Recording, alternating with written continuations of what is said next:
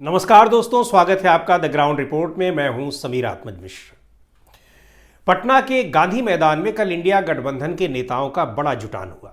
Rally राष्ट्रीय जनता दल यानी RJD ने आयोजित की थी। आरजेडी नेता तेजस्वी यादव ने 20 फरवरी से चल रही जन विश्वास यात्रा के समापन के मौके पर पटना में जन विश्वास रैली आयोजित की थी। पूरी यात्रा के दौरान तेजस्वी की सभाओं में उमड़ रही भीड़, देर रात तक जमा लोग और उनका समर्थन ये दिखा रहा था कि पटना के गांधी मैदान की रैली भी वैसी ही होगी, और हुआ भी वही। पटना में गांधी मैदान के लिए एक मुहावरा इस्तेमाल होता है कि इसे कोई भर नहीं सकता, लेकिन गांधी मैदान तो क्या, उसके बाहर भी कल तिल रखने की जगह नहीं थी। बहरहाल इस रैली की चर्चा थोड़ी देर में करेंगे। उससे पहले बिहार के औरंगाबाद में हुई प्रधानमंत्री नरेंद्र मोदी की एक दिन पहले हुई रैली की करते हैं। कारण ये कि मोदी जी लंबे समय बाद बिहार गए थे।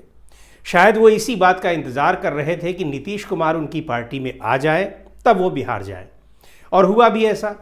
नीतीश कुमार मंच पर आए ही नहीं, बल्कि पूरे जोशो खरोश के साथ आए।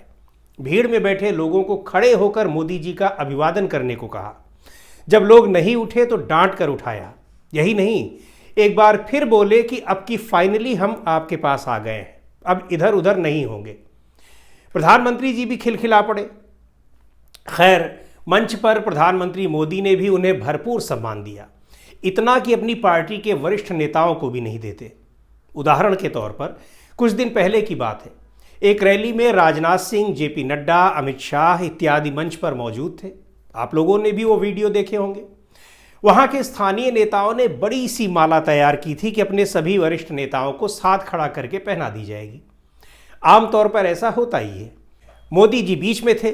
किनारे खड़े राजनाथ सिंह और जेपी नड्डा ने बड़े संकोच और डर के साथ माला मोदी जी के साथ ही अपने गले में भी डालने की कोशिश की, लेकिन तब तक कुछ ऐसा इशारा हुआ कि दोनों ने सकपकाकर वो माला अकेले मोदी जी के गले में डाल दी, और मोदी जी ने भी कुछ इस तरह अकेले ही माला पहनी जैसे वो चाहते थे कि ऐसा ही हो।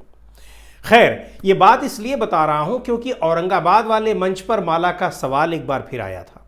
इस बार डरे सहमे कार्यकर्ताओं ने अकेले मोदी जी को ही माला पहनाने का कार्यक्रम रखा था। बाकी नेताओं को आसपास फटकने भी नहीं दिया।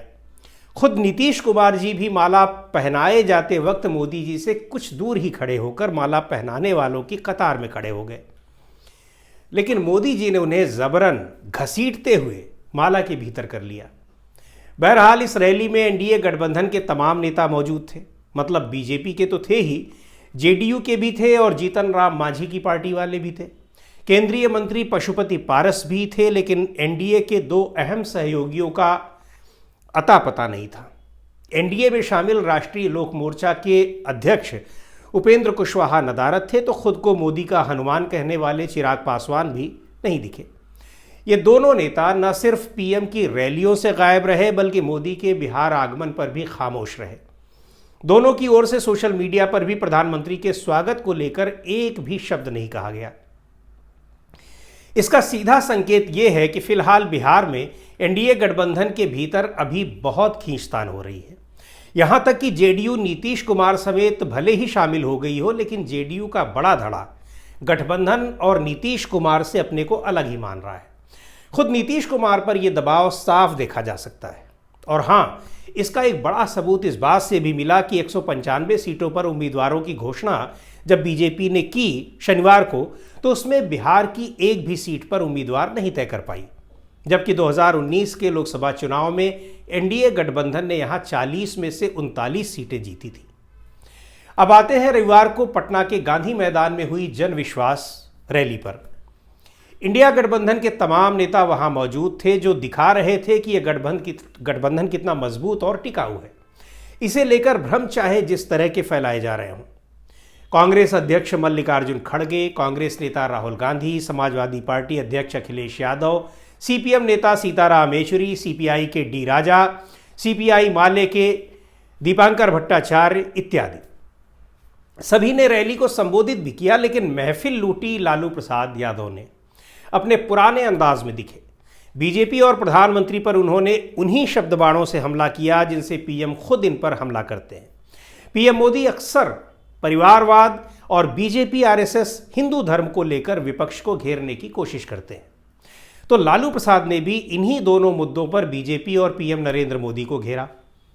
पीएम मोदी के लिए तो ये बोल गए कि वो हिंदू ही नहीं है, क्योंकि हिंदू धर्म के कर्मकांडों का उन्हें ज्ञान ही नहीं है। और तेजस्वी ने तो मोदी की गारंटी पर तंज कस दिया। कहा, मोदी जी हमारे चाचा जी की गारंटी लेकर दिखाएं तो जाने।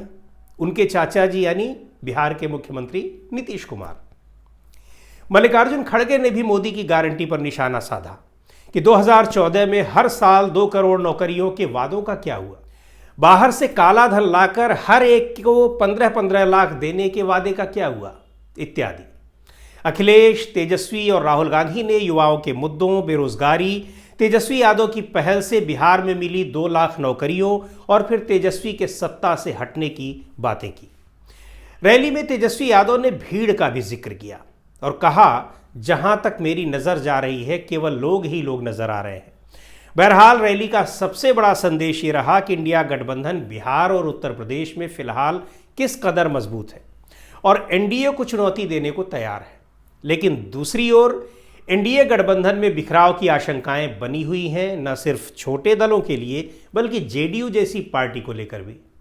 बिहार में ही नहीं, यूपी में भी एनडीए के घटक दलों को लेकर बातचीत अभी अंतिम दौर तक नहीं पहुंच पाई है, क्योंकि शनिवार को जिन 51 सीटों पर उत्तर प्रदेश में जिन 51 सीटों पर बीजेपी ने अपने उम्मीदवार खड़े किए, उन पर घटक दलों का दावा नहीं है। लेकिन जिन पर घटक दलों के साथ बातचीत के बाद फैसला होना है, उन पर अभी बातचीत चल ही रही है। यही नहीं, जहां उम्मीदवार घोषित भी कर दिए, वहां कुछ उम्मीदवार चुनाव लड़ने से ही मना कर दे रहे हैं।